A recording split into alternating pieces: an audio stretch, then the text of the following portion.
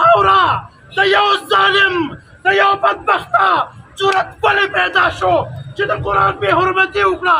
ای بدبخته حکومته، موږ ستا په دغه شمشه باندې لعنت وایو، موږ ستا په دغه ازادۍ باندې لعنت وایو، او که مولانا حکم وکړو دا مسلمانان به انشاءالله په سوډن باندې ورخیږي.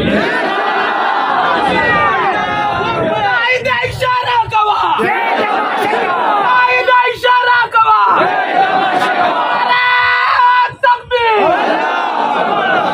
عزتمندو یاد ساتئ د جمعې په ورځ یوم تقدیس قرآن دا به موږ د ټول ملک په سطحه مناوو.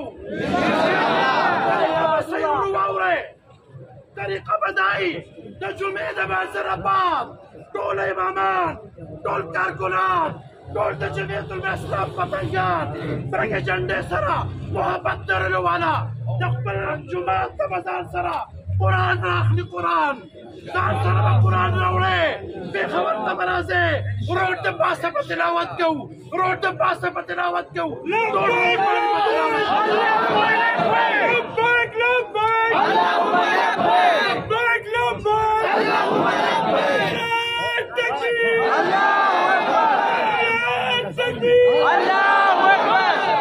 رسول الله په نوم ازاده ده.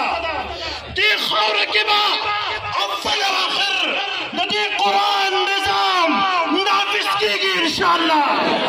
قرآن نن مظلوم کتاب دی، په دې خاوره به انشاءالله قانون نافذ کوو. قرآن به عزتمند دی، عزت به ورکوو انشاءالله. د هر کارکن، د هر لیډر، د هر ورکر، د هر ملګري په لاس کې قرآني دنیا ته من ښایو، الله ته من ښایو چې دې کتاب سره زموږ محبت دی، موږ په دې کتاب ایمان راوړی دی. ای کافرو تاسو په داسې ځای موږ وله په سینو کې ځای ورکړی دی. هغه سینې محفوظ دي، هغه سینې معطرې دي، هغه ژبې قیمتي دي، هغه غوږونه قیمتي دي چې څوک قرآن اوري، څوک قرآن تلاوت کوي، څوک قرآن سینو کې محفوظ کوي. هغه خاوره به قیمتي په کومه خاوره چې قرآن ولستی شي.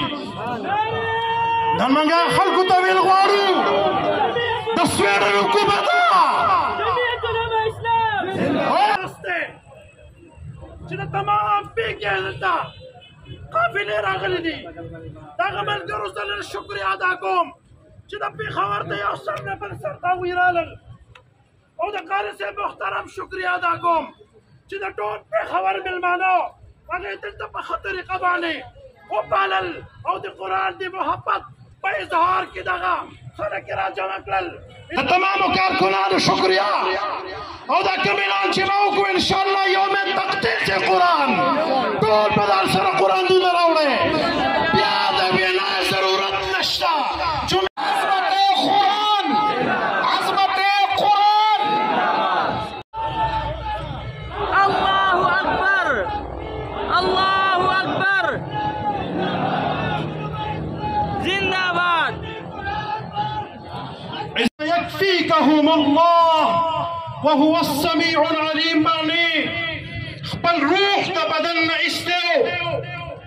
د جمعیت علماء اسلام کارکنان به د الله په دې عظیم کتاب په قرآن کریم باندې که د قربانۍ موقع راغله د حضرت عثمان ذی النورین به یاد تازه کوي انشاءالله.